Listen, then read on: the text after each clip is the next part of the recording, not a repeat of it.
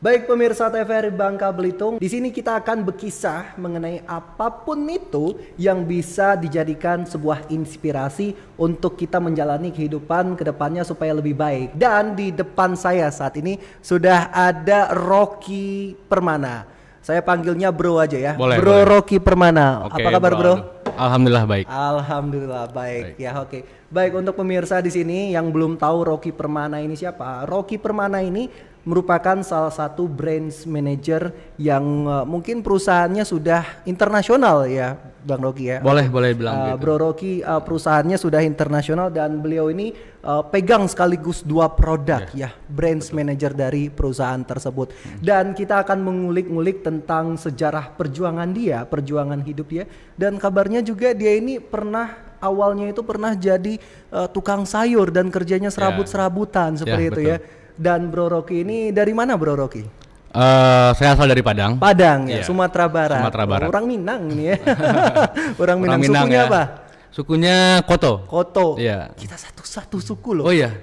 Salam dulu dong. Satu suku Oke. Koto. Oke. Nah, Bro Rocky ini memang dia, saya katakan tadi, megang dua produk sekaligus di salah satu perusahaan yang perusahaan tersebut sudah go internasional. Oke. Kita mulai berkisah nih. Oke, baik Bro Rocky, mungkin bisa diceritakan sedikit ya. Awal mula perjuangan Bro Rocky itu sampai sekarang ini sudah di titik bisa dikatakan puncak karir ya, seperti itu yang memang diidam-idamkan oleh banyak orang seperti itu. Nah, awalnya ini kisah perjuangannya ini seperti apa nih Bro Rocky? Oke. Jadi awalnya itu saya kuliah di UNP ya, Universitas Negeri Padang. Tapi sebelum saya kuliah di UNP itu saya pernah kuliah di Stikes dan itu saya keluar di 6 bulan pertama kuliah. Jadi nggak lanjut tuh, iya. Wah. Kenapa nggak lanjut? Karena memang bukan basicnya di dunia kesehatan ya. Jadi 6 bulan itu saya kuliah, 6 bulan lagi nganggur gitu. Jadi 6 bulan nganggur, saya coba mau bikin usaha, merantau dulu ke Bogor ya waktu itu. Plannya itu seminggu ya, tapi nggak nyampe seminggu saya udah balik ke Padang karena memang sepertinya ada yang mau saya kejar di Padang seperti itu. Nah, ini Pak, kita breakdown dulu satu-satu nih. Oke. Dari awal Bro Rocky itu drop out dari Iya. Stikes itu pada umur berapa itu? Itu umur berapa ya, di 2011 ya waktu itu. 2011 ya. 2011. Oke. Ini baru tamat SMA SMA, lah ya, ya, gitu kan ya. betul. Baru tamat SMA, masuk Stikes, 6 bulan kuliah, setelah itu drop out. Langsung Nah, drop out. selama drop out. Nah, tadi kan ada spare waktu tuh. Nah, apa yang dilakukan? Mungkin lebih banyak ngopi ya. Jadi Ngopi, ya. gabung sama teman-teman yang istilahnya baru ketemu di Padang ya. Waktu itu kan saya sendiri asal dari kota Batu Sangkar, itu Kabupaten Tanah Datar, Kabupaten di Sumatera Barat. Nah, itu merantau ke Padang. Nah, selama nganggur saya juga selamanya di Padang gitu. Jadi ngumpul sama warung-warung sekitar kampus, ya posisinya kita hanya ngopi dan tidak kuliah. Di situ saya menemukan ya ternyata saya harus kuliah setelah ini, dan nganggur itu nggak enak gitu. Oke. Jadi target saya ke depannya adalah waktu itu adanya SNMPTN ya. Jadi saya coba untuk belajar dulu untuk mempersiapkan di SNMPTN di 2012 gitu. Oke, nah tadi kan selama nganggur itu ngopi-ngopi, pastilah banyak ngobrol sama semua kalangan ya. Iya, betul. Dari mungkin itu tukang ojek kah, Iya, seperti betul. itu, pengamen kah, dan sebagainya seperti itu. Nah, dari sana, dari sebuah obrolan di warung kopi tersebut nih, apa yang kemudian Bro Rocky dapatkan? Ya, ternyata ilmu mereka itu sebenarnya gini, ilmu kehidupan itu kita dapatkan ternyata di warung kopi gitu. Oke. Setelah saya kuliah ya di UNP, ya saya hanya mendapatkan basic akademik, tapi mengenai real kehidupan ya kita dapatkan di warung kopi tersebut gitu. Jadi di warung kopi itu ada yang tukang parkir, ada yang kerja di pasar, ada yang ngojek gitu ya. Pentingnya bahwa setelah ini kita harus jadi orang gitu. Makanya saya bertekad setelah itu saya harus kuliah gitu. Dan itu yang akhirnya ya insya Allah membawa saya nantinya untuk bisa tetap perform lah ya di pekerjaan saya sekarang, tentunya dengan apa yang saya dapatkan di masa lalu seperti itu. Oke, nah terus masuk ke perjalanan hidup Bro Rocky ini sendiri jualan sayur seperti itu. Oke. Nah, itu seperti apa awal mula ceritanya itu? Jadi saya jualan sayur di tahun 2012 pada saat saya kuliah di UNP. Waktu itu mata kuliah itu sehari itu cuma ada 2. Jadi sisanya, jadi nggak hanya jualan sayur aja ya. Jadi saya juga jadi supir pick up. Jadi kerjanya itu ambil sayur ke petani-petani yang ada di pedesaan. Itu berangkat jam 10 siang, nyampe Padangnya lagi, nyampe kotanya lagi itu bisa jam 1 atau jam 2 subuh. Subuh. Iya. Dari jam 10 siang. Iya, jam 10 siang. Itu di perjalanan Di itu perjalanan. dan bawa sayur juga. Bawa gitu kan. sayur. Nah, setelah nyampe jam 1 malam seperti itu, tuh langsung apa tuh? Langsung di drop out kah? Langsung barang-barangnya? langsung dibongkar di pasar. Kemudian kita ya istirahat, paginya kuliah kalau ada kuliah. Kalau enggak, saya biasanya jualan lagi di pasar. Jualan sayur. Oke, bentar. Berarti dari jam 10 pagi terus pergi ke pedesaan dari petani ngambil sayur nyampe Padang lagi itu jam 1 malam seperti itu, terus langsung bongkar terus itu. Pertanyaan saya, tidurnya kapan? Nah, tidurnya kadang pada saat selingan ya. Pada saat kita nyampe di pedesaan kan biasanya para petani itu kan lagi bongkar dulu nih, ada peti tomat yang kosong. Pada saat muat itu kan kita nggak ikut ya. Ya kita nyuri waktu tidur di situ. Jadi kita tidur di ladang biasanya. Oke, artinya ya nggak didapatkan waktu tidur generalnya pada umumnya manusia kayak gitu kan ya, yaitu 6 sampai 8 jam seperti itu. Bro Rocky sendiri bisa sampai satu hari bisa sampai 2-3 jam kayak itu udah lumayan Itu banget. udah lumayan banget itu. Itu kan berangkat dari situ ya, perjuangan jualan sayur, setelah itu mengumpulkan uang dari sana seperti itu. Nah, setelah Bro Rocky jualan sayur nih, dinamika perjalanan hidupnya pada saat kondisi itu seperti apa? Jadi gini ya, kenapa saya jualan sayur dulu ya? Ternyata biaya yang dikasih orang tua itu nggak cukup untuk di Padang. Mungkin kalau untuk di kampung cukup ya, tapi kalau untuk di Padang nggak cukup. Kita makan 2 kali sehari, kita ada waktunya untuk yang ngumpul teman-teman dan itu kan butuh uang ya, dan itu nggak cukup ternyata uang yang dikasih orang tua. Sehingga saya juga memutuskan untuk ya kita harus nyari tambahan gitu. Ya salah satunya kita di pasar itu lowongan pekerjaan ternyata banyak gitu. Oke, nah berarti kan berawal dari memang Bro Rocky ini nggak ada biaya untuk memenuhi kebutuhan hidup sehari-hari yang mengharuskan Bro Rocky itu untuk bekerja seperti itu ya, karena uang kuliah juga mahal juga waktu itu ya. Nah, mungkin pemirsa setelah ini kita akan berkisah lebih banyak lagi nih ya mengenai perjuangan Bro Rocky ini sehingga bisa sampai di titik ini. Nah, apa tipping pointnya? Sejak kapan tipping pointnya? Dan siapa sih yang menciptakan tipping point tersebut? Untuk itu, setelah ini kita akan kembali lagi.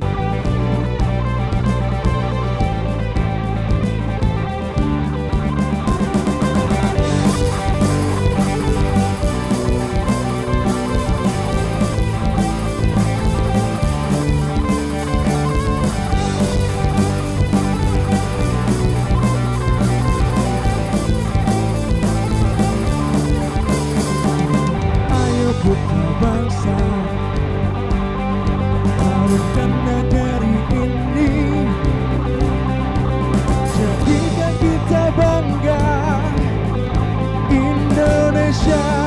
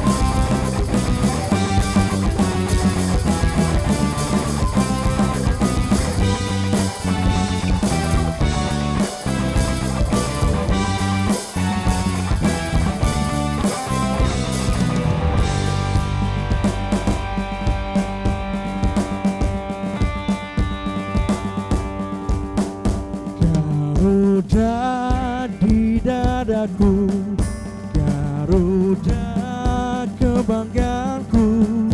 Ku yakin hari ini pasti menang. Kobarkan semangatmu, tumbuhkan sportivitasmu. Ku yakin hari ini pasti menang. Garuda di dadaku, Garuda kebanggaanku. Ku yakin hari ini pasti menang. Kobarkan semangatmu, tumbuhkan sportivitasmu. Ku yakin hari ini pasti menang.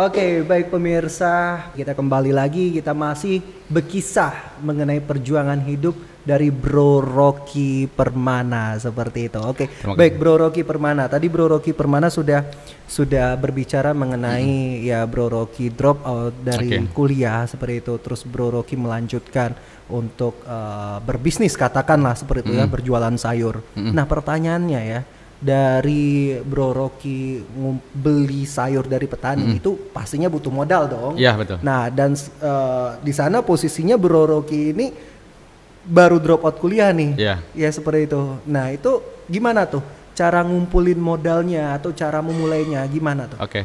Jadi modal itu terkumpul dari saya kerja dengan orang, bawa mobil itu dikasih tip. Terus jualan di pasar pun juga per hari saya dikasih uang. Ya, kita nggak mungkin dong kerja sama orang terus ya. Jadi posisinya waktu itu uang terkumpul. Kemudian saya coba buka usaha kecilan, yaitu coba menawarkan orderan ke rumah-rumah makan Padang. Jadi biasanya mereka beli tomat, contoh ya tomat itu sehari kebutuhan 10 kilo. Dengan mereka ke pasar, datang ke pasar subuh, terus mereka bawa lagi tomatnya pulang. Itu kan butuh biaya. Nah, saya menawarkan untuk harga tomat dengan harga yang sama, tapi saya antar langsung ke rumah makannya. Dan itu dengan sistem kredit. Saya kasih kredit ke mereka 7 hari agar mereka ada, oh ini loh bonus lebih yang saya kasih untuk mereka gitu. Oke. Berarti sistem sistem jual beli yang Bro Rocky tawarkan dengan mereka mendapatkan harga yang sama seperti itu tanpa mereka repot-repot ke pasar seperti itu. Betul. Oke, berarti modalnya tadi terkumpul dari Bro Rocky bawa mobil seperti ya, kerja sama orang awalnya sampai Bro Rocky itu bisa beli sayur sendiri seperti itu. Nah, pertanyaannya setelah itu Bro Rocky ngapain ya? Setelah Bro Rocky berjualan sayur itu selama berapa tahun tuh? Kalau jualan sayur itu dari 2012 sampai 2018. Ya kurang lebih lama juga ya. Ya cukup lama sih. Jadi dari modal yang terkumpul kemudian saya tuh menambah toko-toko lain ya, rumah makan atau pecel lele, itu saya tambah-tambah untuk biar ordernya ke kita. Nah, tentu kita cukup butuh modal yang banyak ya. Nah, modalnya dari mana? Ya modalnya sebenarnya gini, bagaimana kita untuk berusaha itu kita nggak boleh langsung menentukan ya harus langsung besar ya enggak. Jadi cocokin dulu nih dengan modal yang kita punya tuh ada berapa sih gitu. Dan kita nggak boleh langsung ambisi gitu. Kan tujuan kita pertama kali itu adalah menambah relasi dulu, nambah link dulu. Kalau relasi kita atau link kita itu nyaman dengan apa yang kita tawarkan, peningkatan orderan juga bakal ngikut gitu. Nah itulah yang kemarin saya lakukan dengan memberikan service level yang lebih ya. Mereka nggak usah capek-capek ke pasar, saya antar produknya langsung ke rumah makan, harga yang sama, bahkan mereka pesan 10 kilo, saya kasihnya 11 kilo gitu. Oke. Bonus lah untuk mereka gitu, agar kita bisa jadi langganan nih. Oke, nah dari sini saya bisa melihat sisi yang bisa kita petik seperti itu ya. Bro Rocky menawarkan sistem jual beli seperti itu, yang dimana sistem jual beli ini termasuk juga dalam mungkin ya salah satu mata kuliah marketing seperti yang betul-betul bisa kita dapatkan di perguruan tinggi seperti itu. Nah, pertanyaan saya, kemarin itu kan pada saat itu kan Bro Rocky itu posisinya drop out kuliah dan nggak tahu mau ngapa-ngapain juga, ilmu juga belum cukup banyak seperti itu. Nah, didapatkan dari mana sih ilmu tersebut? Nah, kebetulan keluarga semuanya itu backgroundnya pedagang. Pedagang, pandai dagang, pandai dagang. Nah, kita harus pandai dagang. Iya. Oke. Jadi saya dapat itu dari, sebenarnya nggak ada belajar ya, tapi lihat keluarga dagangnya seperti apa, bagaimana untungnya itu dari mana sih gitu ya. Kadang ada orang jual, contoh nih modal 5.000 jual 7.000 ya untung 2.000 gitu. Iya. Tapi itu kan udah rata-rata semua orang pasti jualan dengan seperti itu. Tapi bagaimana kita modal 5.000 tapi dengan jual 6.000 tapi untung kita lebih banyak dari itu gitu. Artinya kita nggak hanya mementingkan value dari keuntungan, tapi juga menambah titik-titik pemasaran dari produk kita tadi. Makanya tujuan saya pertama kali itu bukan satu rumah makan ngambil langsung banyak, enggak. Tapi bagaimana saya menambah dulu nih relasi-relasi yang akan ngambil ke kita. Toko-toko atau rumah makan semakin banyak mengambil ke kita gitu. Titiknya dulu kita perbanyak. Oke, mungkin ini menjadi sebuah pertanyaan orang juga nih Bro Rocky ya. Itu kan keluarga itu pedagang ya, di circle pedagang seperti itu. Artinya keluarga bukan dikatakan dari sisi masyarakat yang mempunyai ekonomi lemah dong seperti itu ya. Nah, pertanyaannya, kenapa sih Bro Rocky itu memilih untuk capek-capek kerja seperti itu ya, sedangkan Bro Rocky mungkin pada saat itu ya posisinya ya, bisa minta saja ke orang tua untuk biaya hidup, kuliah dan lain sebagainya. Dan saya yakin kalau prinsip orang Padang ini ya seperti itu, demi menjadikan anaknya sukses, apalagi ya dikatakanlah sarjana gitu, insinyur gitu kan, ya mereka bakal mengeluarkan budget yang nggak mereka pikirkan seperti itu ya, asal anaknya ini gitu kan berpendidikan. Saya rasa kan prinsip orang tua seperti itu. Nah, kenapa Bro Rocky tidak memilih jalan itu yang cuman hanya ya lebih baik minta aja deh sama orang tua gitu? Nah, kenapa itu? Karena gini, karena bekerja sebagai pedagang itu kita bisa wariskan. Kalau saya contoh nih, saya PNS ya, di saat saya meninggal itu nggak ada lagi yang keluarga, anak nanti itu nggak ada yang ngasih makan. Tapi kalau kita punya usaha, di saat kita tidak ada, usaha keluarga bisa mewariskan gitu. Keluarga bisa meneruskan usaha kita. Makanya ya saya senang berdagang ya, salah satunya karena itu. Karena itu bisa kita wariskan untuk anak dan istri kita nanti. Dan akhirnya Bro Rocky memilih jalan itu. Iya, betul. Seperti yang nggak apa-apa nih ya, kita berusaha dengan ya asalkan usaha kita sendiri. Dan satu lagi, kalau berdagang itu tiap hari kita dapat uang. Gitu. Kepuasan itu ya. Iya, betul. Yang memang tiap hari kita megang uang. Saya sepakat mengenai hal itu. Beda nih ya, ketika kita dikasih sama orang tua uang, contohnya 100.000, daripada kita menghasilkan uang ya 10.000 perak, tapi itu hasil kerja keras kita sendiri. Pastilah kita lebih menghargai yang 10.000 itu tadi, karena kita tahu nih capeknya cari uang itu seperti apa, dan akhirnya kita sangat sayang untuk membelanjakan itu, akhirnya uang tersebut terkumpul seperti itu. Oke, jadi kita dapat poinnya di sini bahwa memang berusaha dengan hasil yang kita dapatkan sendiri atas usaha kita sendiri itu lebih terasa lebih manis ya. Bisa dikatakan seperti itu. Nah, mungkin pertanyaan selanjutnya Bro Rocky ya. Bro Rocky sudah katakanlah 5 sampai 6 tahun tadi itu ya berjualan sayur ya, keliling ke sini ke sana kemari sambil kuliah juga pada saat itu ya. Bro Rocky masuk kuliah lagi, ngulang dari awal lagi kuliah kayak gitu kan ya. Nah, mungkin Bro Rocky nyampe pada titik ini seperti itu ya, yang bisa bergabung katakanlah perusahaan tersebut memang perusahaan internasional sifatnya seperti itu ya. Nah, itu ceritanya seperti apa dan dapat link dari mana? Karena orang kalau untuk cari kerja katanya wah ini asal ada orang dalam, asal ada uang, orang bisa masuk ke perusahaan itu. Mungkin Bro Rocky simpan dulu ya Oke, jawabannya ya. Kita buat pemirsa penasaran gimana sih bisa mendapatkan pekerjaan yang mungkin orang lain idam-idamkan seperti itu. Untuk itu tetap bersama kami.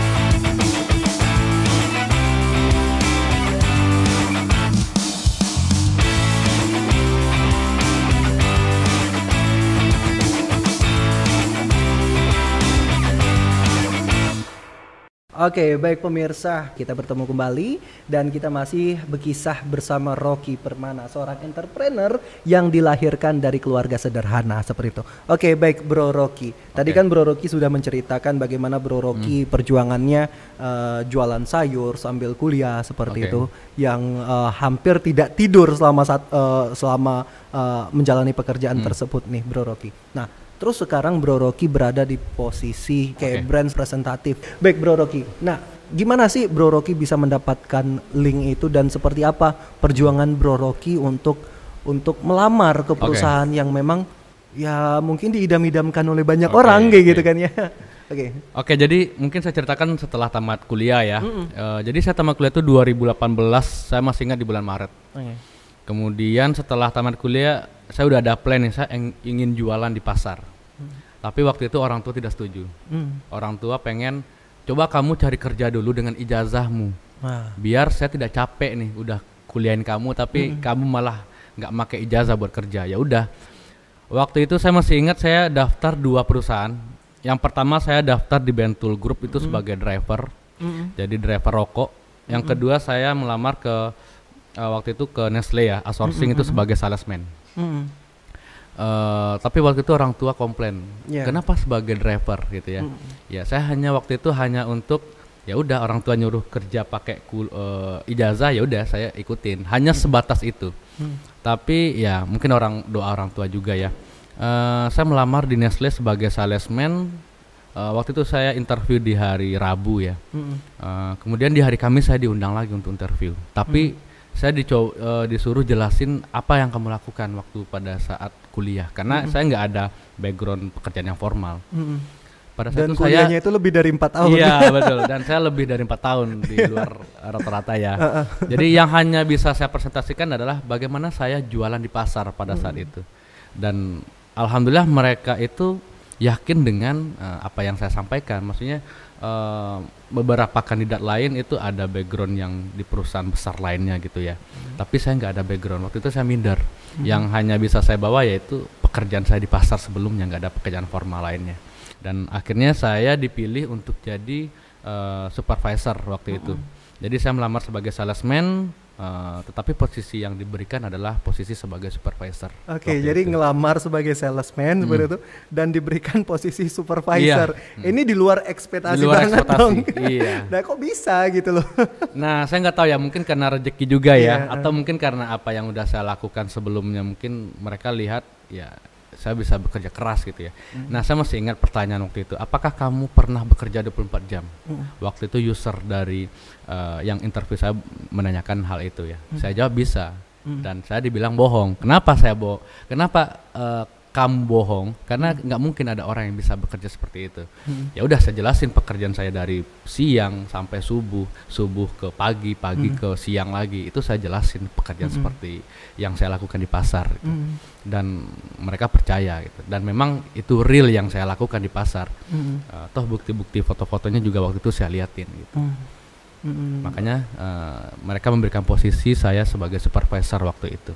Oke, berarti kita di sini dilihat dari sisi menarik di sini di cerita ini, bahwa Bro Rocky melamar sebagai salesman, terus keterima sebagai supervisor, dan ini kan merupakan sebuah entahkah itu keberuntungan, keajaiban, entahkah apa itu. Tapi saya selama mungkin kita sependapat juga bahwa memang di dunia ini nggak ada itu yang yang namanya keberuntungan, keajaiban yang tercipta begitu saja. Pasti ada perjuangan di balik itu. Contohnya seperti Bro Rocky konsisten menjalani pekerjaan Bro Rocky sebagai penjual sayur itu tadi yang dilakukan selama bertahun-tahun dan konsisten di situ terus seperti itu. Mungkin mereka melihat itunya sehingga itulah tadi tercipta yang namanya keajaiban, keberuntungan itu yang dikatakan banyak orang. Orang itu berpikir bahwa gini, wah enak kamu, hidup kamu beruntung banget kayak gini kan. Tapi ya orang nggak tahu di balik itu seperti apa. Nah, pertanyaannya, cara untuk konsisten. Nah, cara untuk konsisten itu seperti apa sih? Mungkin permasalahan kita ini ya, mungkin semua orang juga konsisten ya. Nah, seperti apa menjalani suatu pekerjaan yang begitu-begitu saja, terus konsisten selama bertahun-tahun di sana? Jadi sebelumnya pekerjaan saya waktu kuliah itu nggak hanya jualan sayur ya. Jadi saya coba ceritakan sedikit. Saya juga pernah jualan koran bekas. Koran. Iya, jadi koran bekas itu saya beli seharga 3.000, kemudian saya jual seharga 5 atau 6.000. Ada yang orang baik itu ngasih cuma-cuma gitu. Biasanya ke rumah-rumah pejabat itu kan biasanya mereka ada langganan koran tuh di Oke, Padang ya, langganan koran setiap hari. Nah itu biasanya saya beli. Kemudian saya jual lagi ke perkampungan yang, jadi di kampung itu ada satu pengusaha yang bawa produk mereka itu kayak buah-buahan ya, itu jualnya ke Jakarta, dan itu harus dibungkus dengan koran. Nah saya jualnya ke mereka. Dan saya juga pernah jualan pinang, sekali jualan itu kita rugi 5 juta. Itu saya juga pernah.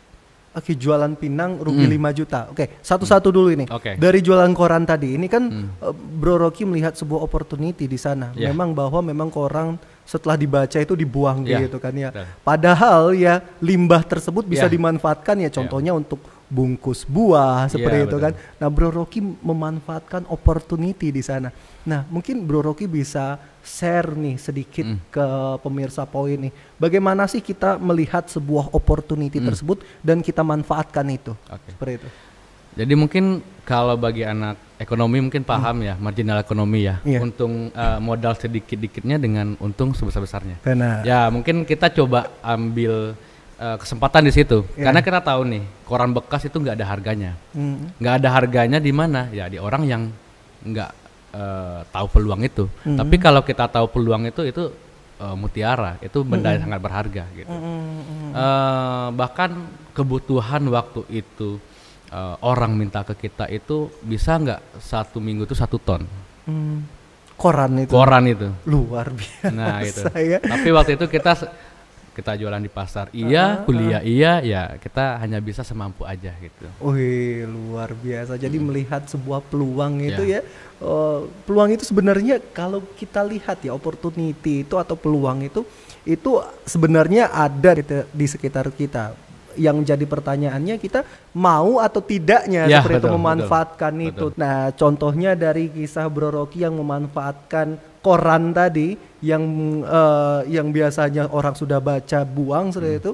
Bro Rocky melihat sebuah opportunity, wah ini bisa dimanfaatkan kepada orang yang memang membutuhkan koran Iya, tersebut. betul. Contohnya untuk pedagang-pedagang buah tadi. Betul. Ini luar biasa, sangat menginspirasi sekali Bro Rocky. Mudah-mudahan Cerita. ya. Oke, mungkin setelah ini mungkin ya pemirsa kita akan bercerita mengenai ya perjalanan Bro Rocky untuk mencapai puncak karir mungkin Oke, ya. Nah, siap. itu suka dukanya seperti apa. Oke. Nah, bagaimana cara bangkit dari Ya. kedukaan itu seperti itu ya. Setelah ini kita akan kembali lagi.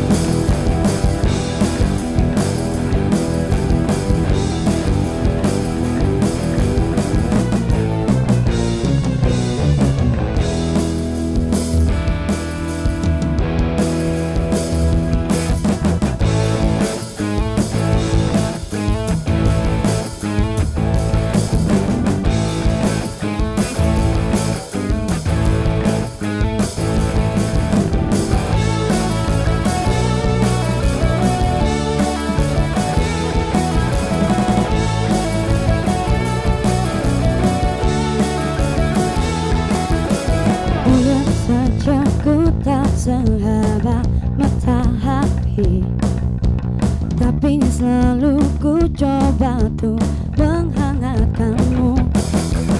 Biar saja ku tak setegar batu karang, tapi selalu ku coba tuh melindungimu.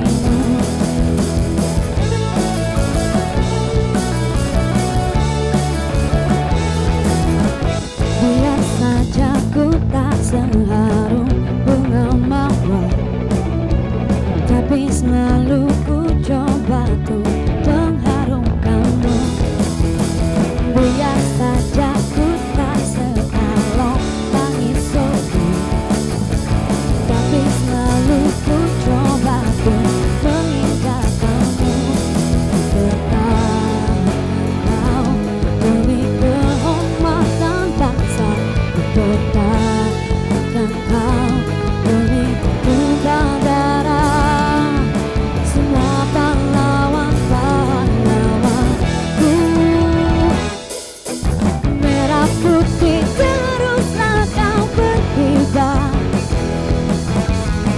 ujung tiang tertinggi di Indonesia ku ini, merah putih terus akan berkibar.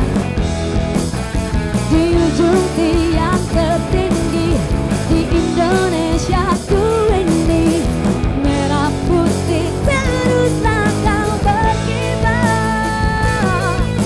Ku akan selalu menjagamu.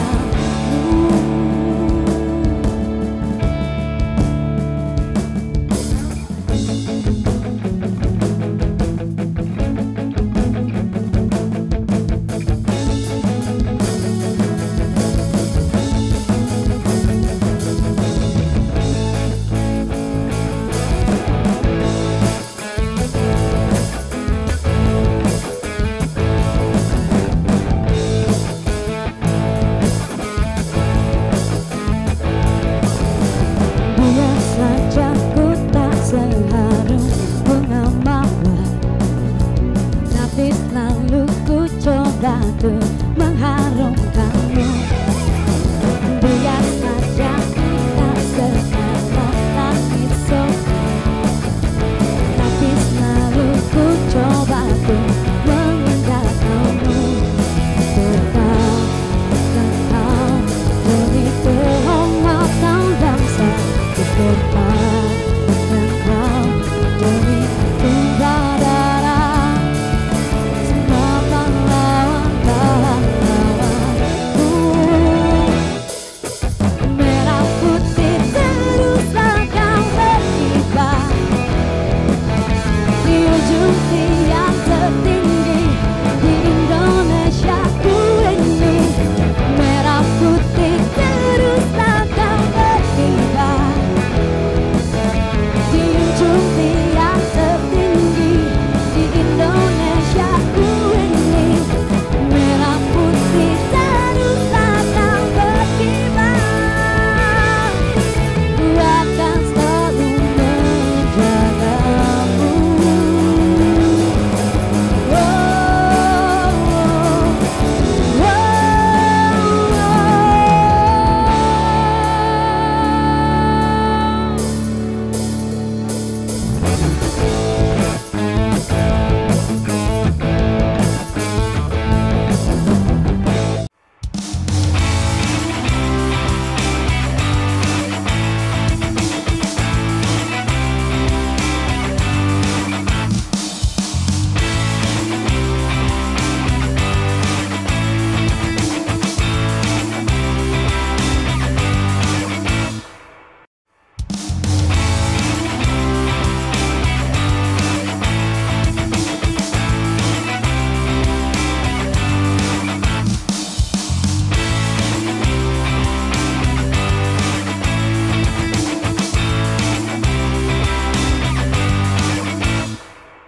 Oke, baik. Jadi tadi kita sudah bercerita bagaimana perjuangan Bro Rocky dari penjual sayur, penjual koran, terus juga kita juga bercerita mengenai pemanfaatan peluang di sekeliling kita seperti itu, atau mengambil sebuah peluang yang tersebut. Jadi, nah Bro Rocky, kita lanjut bercerita mengenai posisi Bro Rocky saat ini yang memang berada di perusahaan yang tarafnya sudah internasional seperti itu, dan dengan posisi yang mungkin didamba-dambakan oleh kebanyakan orang. Nah, yang jadi pertanyaan tuh di sini, di dalam dinamika pekerjaan, tentu ada pada saat dinamika kita berada di atas dan ada dinamika pada saat kita berada di bawah.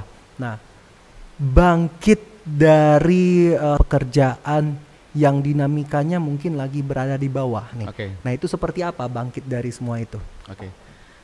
Intinya konsisten ya. Yang pertama, kita juga nggak munafik ya, kita butuh nafkah. Untuk diri sendiri dulu lah, kita butuh nafkah. Kita tidak bisa menentukan pekerjaan, tapi kita bisa menentukan nanti kedepannya kita bisa seperti apa gitu. Jadi poinnya gini, waktu saya kuliah, kenapa tamatnya sekian tahun, agak lama ya. Kemudian saya jualan di pasar, kemudian saya coba untuk melamar ke sebuah perusahaan. Itu sebenarnya nggak berat. Pertama, kita melawan diri sendiri dulu. Jadi saya saja tidak percaya dengan diri saya. Bagaimana saya bisa coba bangkit di situ? Nah, yang pertama yang harus kita lakukan adalah ya kita harus percaya dulu kepada kemampuan kita. kita aja nggak percaya diri, bagaimana kita bisa membawa diri kita maju gitu ya. Nah kemudian itulah yang coba saya terapkan dan coba untuk menekuni apa yang saya pikirkan, itu yang akan saya kerjakan seperti itu. Oke, berarti konsisten dan percaya bahwa kita bisa seperti itu ya. Betul. Walaupun dengan ya ketidakpercaya dirian kita seperti itu. Yakinkan saja bahwa diri kita ini bisa menjalani hal itu seperti itu. Oke, tadi kita berbicara mengenai banyak mungkin ya pembelajaran bisnis juga ya bagi pemirsa poin di sini, bahwa memang konsisten itu sangat diperlukan seperti itu. Oke, baik Bro Rocky. Bagaimana cara Bro Rocky menciptakan kepercayaan diri Bro Rocky itu seperti itu? Apakah Bro Rocky ini berangkat mungkin memang dari pengalamannya yang membuat itu Bro Rocky mempunyai kepercayaan diri yang sangat luar biasa seperti itu, ataukah dari atau Bro Rocky ada ya role model kah seperti itu untuk Bro Rocky sendiri seperti itu? Jadi pertama percaya diri itu muncul karena kita sering ketemu orang ya. Kemudian juga jangan pernah batasi diri kita. Ilmu yang berharga itu adalah ilmu yang pernah dijalani orang lain, karena mereka udah pernah merasakan dan kita sudah face to face dengan mereka dan mereka menjalankan gitu. Jadi kita tidak hanya sekedar teori, tapi kita langsung mendengar dari orang yang pernah melakukan. Yang kedua, kita harus membuka diri.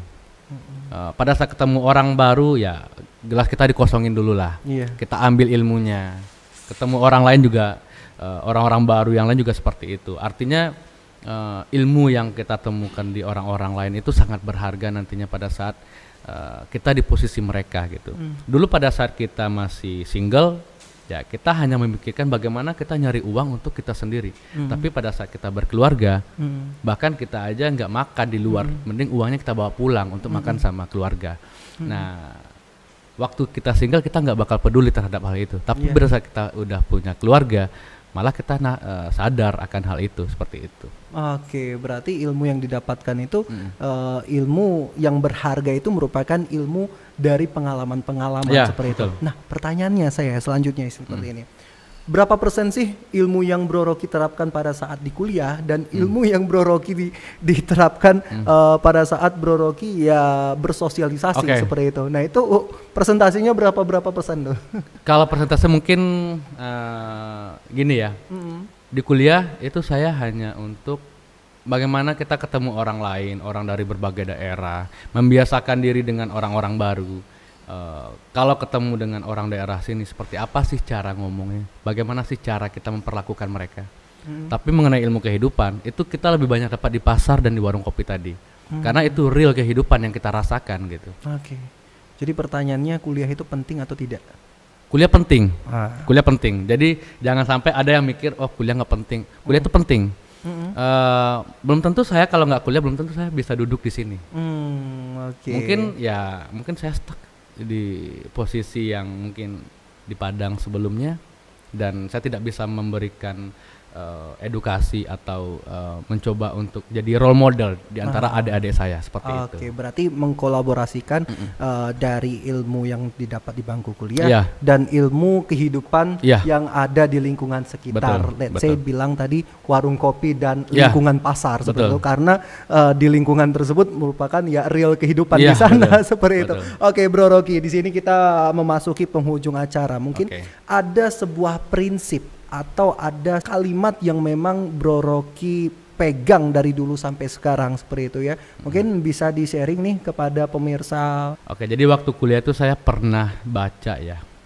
Saya lupa baca kata-kata itu di mana ya. Bahasanya gini, kamu jangan pernah bermimpi untuk sukses kalau kamu belum pernah merasakan bagaimana rasanya susah. Jadi pada saat saya merasakan susah, ya saya seneng gitu. Artinya saya sudah ada syarat nih untuk nantinya biar sukses gitu. Tapi yang bahaya itu adalah pada saat kita belum pernah merasakan susah dan jalan kita lancar-lancar saja gitu. Nah, takutnya nanti pada saat di ujung itu jadi bom waktu. Kenapa? Karena kita belum pernah merasakan bagaimana susah itu seperti apa. Di saat kita dihadapkan dengan kesusahan itu, ya kita nggak tahu mau ngapain seperti itu. Jadi susah itu sebenarnya adalah bumbu ya, dan itu adalah poin bagaimana nantinya kita ke depannya. Kita tidak akan tahu benar kalau kita tidak pernah salah gitu ya. kurang Oke, lebih seperti jadi itu. udah ya. banyak banget nih ya Iya, tadi. iya, iya. Kita tidak jangan berpikir untuk sukses kalau misalnya kita belum pernah merasakan susah. Iya. Ya, dan satu lagi tadi apa terakhir? Ya kita tidak akan tahu salah. Ya kalau kita tidak akan tahu benar kalau kita belum pernah merasakan salah. Gitu. Oke, jadi intinya jangan takut untuk berbuat seperti Iya, itu ya, betul. sekalipun itu salah pun seperti itu ya, Betul. karena memang itu merupakan sebuah bumbu-bumbu untuk Iya. kita menjalani kehidupan yang jauh lebih baik. Betul. Luar biasa sekali Bro Rocky, terima kasih nih ya, Ya, terima terima kasih kasih, Bro Aldo. sudah. Semoga perjuangan cerita Bro Rocky tadi bisa menginspirasi para penonton-penonton. Oke, baik pemirsa, itulah tadi ya cerita saya bersama seorang entrepreneur Bro Rocky yang saat ini memegang 2 produk di perusahaan internasional. Perjuangannya sangat dapat sekali ya, perjuangan dia dari bawah, dari dia menjadi seorang ya pekerja serabutan katakanlah seperti itu ya, sampai dia di posisi sekarang ini. Ingat, gak ada yang namanya kesuksesan itu tanpa merasakan kesusahan terlebih dahulu. Itu yang dikatakan oleh Bro Rocky tadi. Baik pemirsa, sampai jumpa selanjutnya. Saya Rizaldo, Rocky Permana. Sampai jumpa.